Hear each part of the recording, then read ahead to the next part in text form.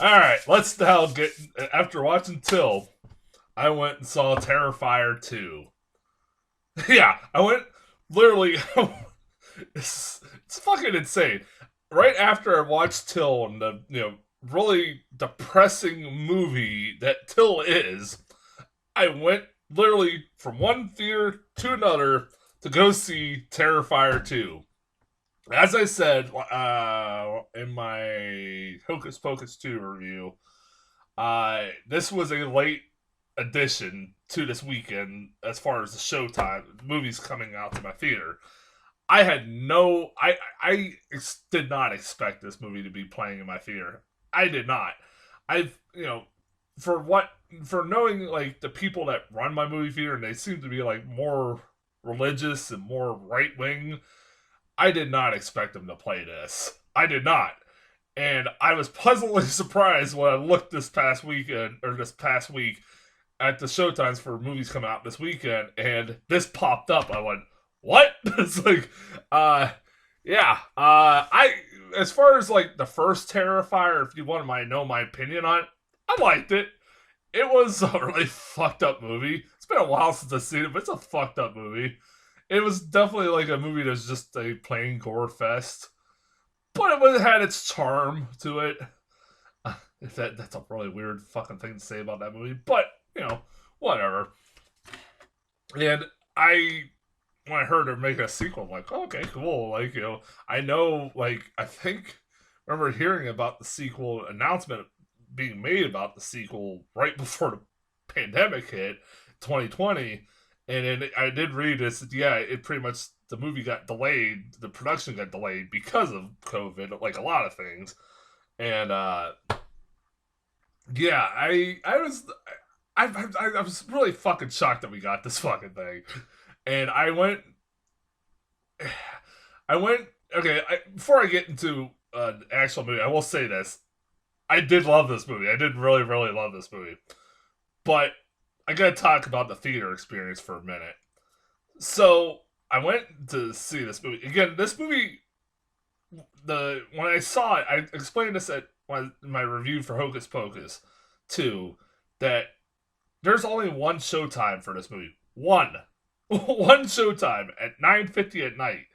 And I only had, because of that, I could only see this on today, either today or tomorrow, and that was it.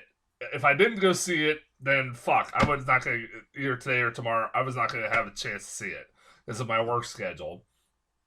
Yeah, I was definitely planning on seeing this one way or another. I was like, I have to fucking see it because I had actually gotten requests for it. So I go to the theater, go see it, and they put it in like the tiniest little fucking theater to watch this movie. And so because of that, it's a pretty packed little theater because there's quite a little bit of a crowd go to see it. And for fuck's sake, I don't know how this is possible, but apparently, like my theater is just not checking like people's IDs, or even checking to see if people are sneaking into R-rated movies or what. Because I swear to fucking Christ, at 9:50 at night, three little kids came in to see Terrifier 2 with no parents whatsoever. I have no idea how that's possible, but it happened. I swear to God, it happened. And what made it worse is they talked the whole fucking movie. God. Like, what? God damn it. Like, this is a movie, like, I was excited to see it with a crowd, but not with this. These people, fuck, man. It did distract me for some chunks of the movie, like, because I kept hearing these fucking assholes talking while I'm trying to watch the movie, and it is distracting, especially when in a small movie theater.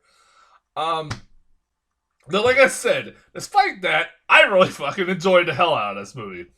I was promised a gore fest, nonstop gore fest, and I fucking was. It delivered on pretty much everything I expected it to deliver on. Holy shit! Like I said, seeing this until back to back is. I don't know how. Like, that is the most demented double feature I think I've ever had in my entire life. I think This is a movie I still can't believe I saw in a theater. Like, I don't know how. Like, I'm still shocked that this got put into my theater. Even in a that was even in theaters is even fucking astounding to me. Um, this movie, goddamn, where do I start? Um, I mean, can we just already name Art the Clown maybe one of the greatest horror villains of all fucking time? Like, seriously, this this character is so fucking great, and he's played by that David Howard Thornton, who, like, if you see him in real life, it's like unrecognizable. He's like completely unrecognizable from the person you see in real life and the person in, him as Art the Clown. Like, you almost don't recognize him. I give him fucking credit. He gets lost in his fucking role. And he never fucking talks. He doesn't have to talk to be fucking creepy. And I think pretty much we can just. I'm not the only one who said this, but he makes Pennywise the Clown look like Bozo the Clown. He's like. He looks. Makes Pennywise look like a kid's cartoon compared to him. Like, there's no fucking competition between Art the Clown and Pennywise the Clown. Art the Clown fucking is the most insane fucking like clown ever put on film. Like, I was set from the beginning with this movie was when he does. I just love this movie. He can make you laugh while also being terrified shitless by him, which is amazing to me. Like, the scene where this movie just had me from the beginning when that scene where he gets out of the mortuary, the morgue, and he goes to a laundromat in the middle of the night and just he has all his clothes are bloodied and he throws them in the washer. He's butt ass naked, throws them in the washer, and just sits there with a newspaper to read the newspaper and laugh about like horrible deaths that are happening to people that are in the newspaper. And he's like, and there's just this one guy who's asleep in the laundromat, not even paying attention to him. That made me fuck alone. Like, all right, this is my favorite character of all time. Like, seriously, this is like the more like I love Art the Clown. And then like then you get introduced to like there's a little girl version of Art the Clown that was that was pretty good. Like, I love that little girl as the Art the Clown. That was pretty funny. I would like a little bit more backstory on that, but they kind of do and don't. There's a lot of stuff in this movie they don't give enough backstory, but I'm thinking that they're planning to explain a lot more as far because this is not going to be the last one. I'll tell you that fucker right now. I love the main girl in this movie. I thought she was because she is like you spend majority of this movie with her, and you kind of grow to actually like this character. She becomes a genuinely three-dimensional, likable character, and you want to see her succeed, but because this is Art the Clown she's dealing with, you don't know she's gonna live for this fucking movie. You pretty much expect, pretty much nobody's gonna fucking live. Like, there's a sense of danger for majority of this because you don't, characters you like, you're like, they're probably not gonna make this fucking movie because of who the fuck we're dealing with. This movie even has like fucking Felissa Rose. When I saw like this movie with like the cast list and I saw Felissa Rose, of like, oh my god, like holy shit. I was when she popped up on the screen, it made me grin from ear to ear. I love Felissa Rose. The fact I'm finally seeing her on a movie on a big screen just makes me smile.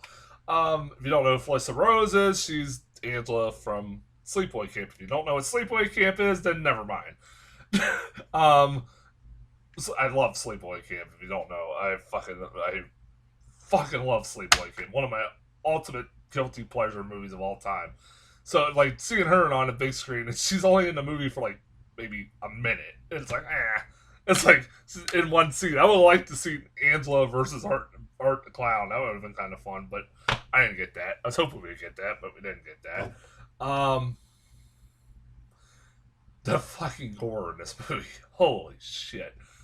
I think this is definitely maybe the goriest movie I've ever seen. I would say like before this, like Dead Alive was the goriest movie I've ever seen. I think this topped it.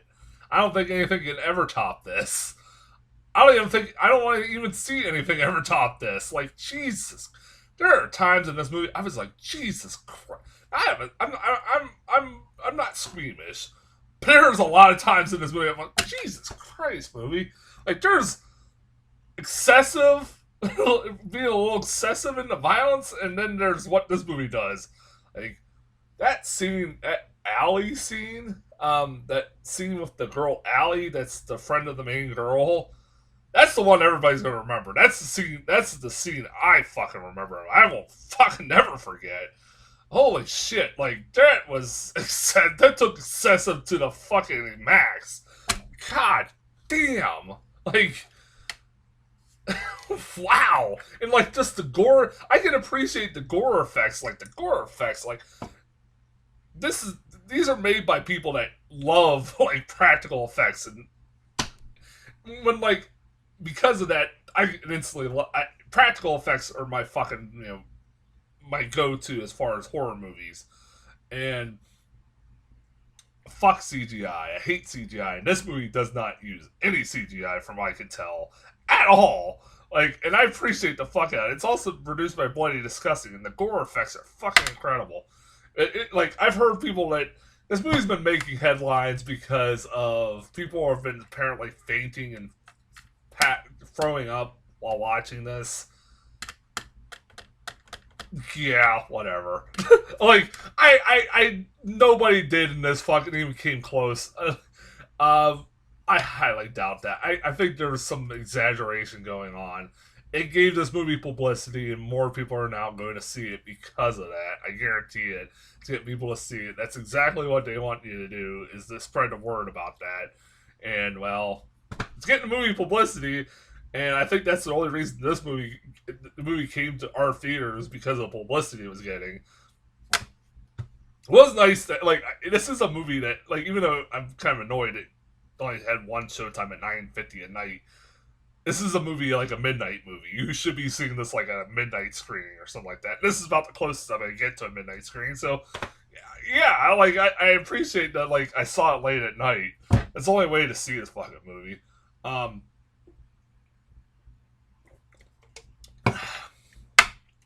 will say this: I do love this movie. I think it's a lot of fun. I appreciate this movie's balls to the wall, unapologetic.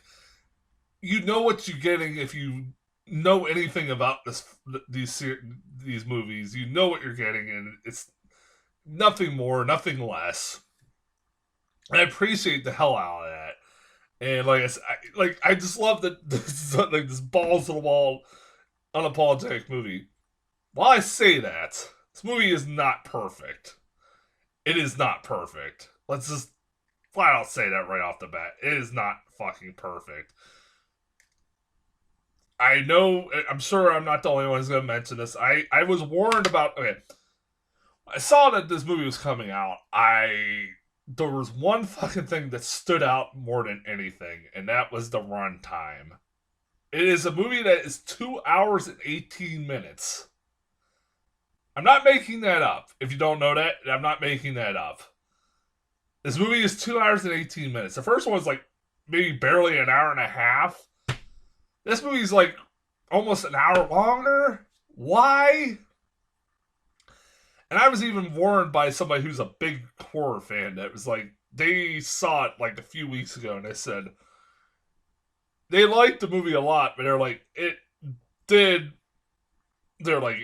was too fucking long. And I have to fucking agree. There's no reason this movie needed to be 2 hours long. Why was this 2 hours long? There's no good reason I could think of why this was 2 hours long. And there's a lot of shit I could easily say you could cut out, and it would be fine. Just, you could tell the same story with what you cut, even if you cut this shit out.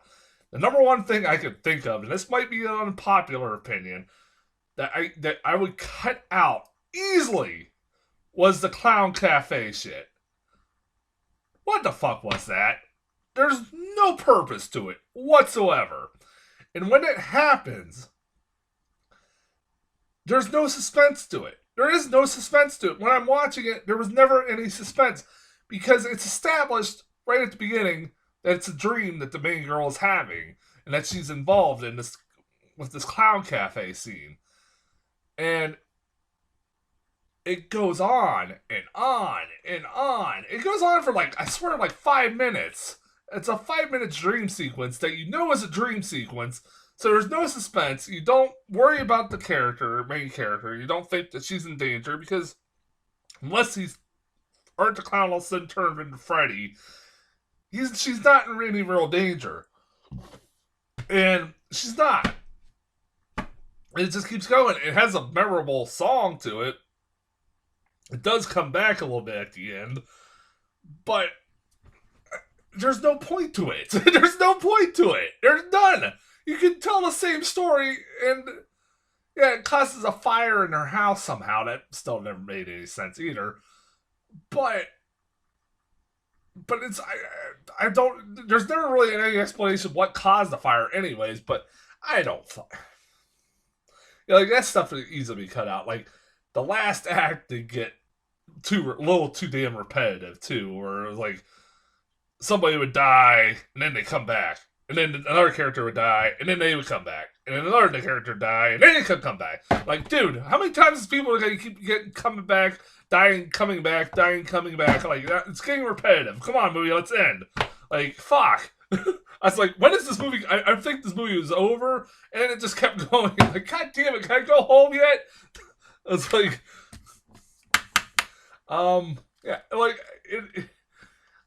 if you they're gonna make a third one, obviously.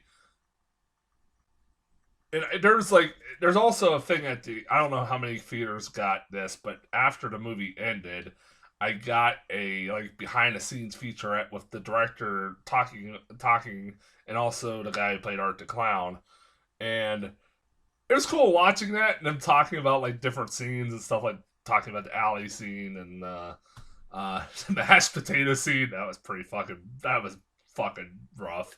That mashed potato, that was a pretty good one.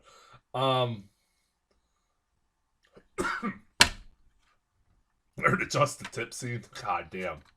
I think that Justin Tip scene was probably the response to the hacksaw scene from the first one. Kind of hey, we